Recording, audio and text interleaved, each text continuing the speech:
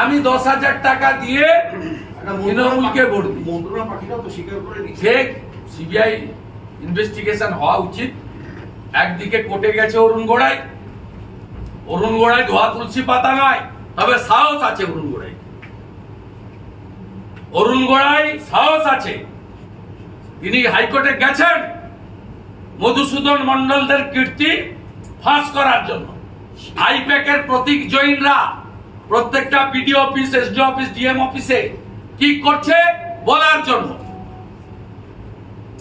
আমরা CBI investigation চাই।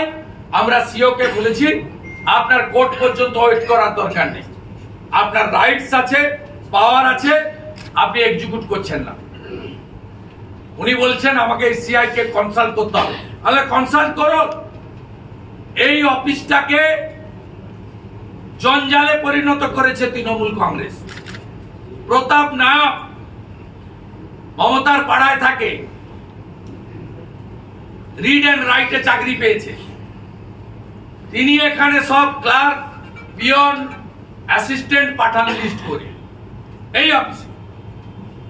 আর সোমেন ব্যানার্জির কাছে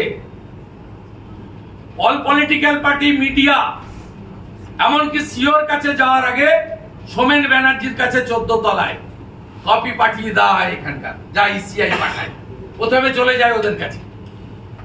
অনেকটা পরিষ্কার হচ্ছে। বাকিটাও মিস্টার মনোজ আগরওয়ালকে বলেছি, আপনাকে মমতা ব্যানার্জি সিলেক্ট করেনি।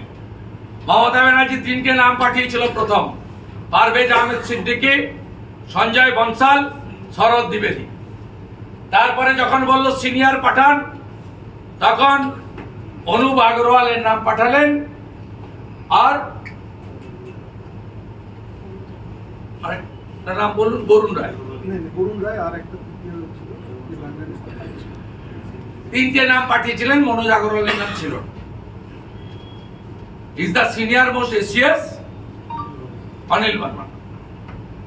অতএব আপনাকে ইলেকশন কমিশন চুজ করেছে সিনিয়র মোস্ট এসিয়াস, যার পুরো 1 বছর টার্ম আছে, জুলাই পর্যন্ত, যিনি জেনারেল ইলেকশন করাতে পারবেন।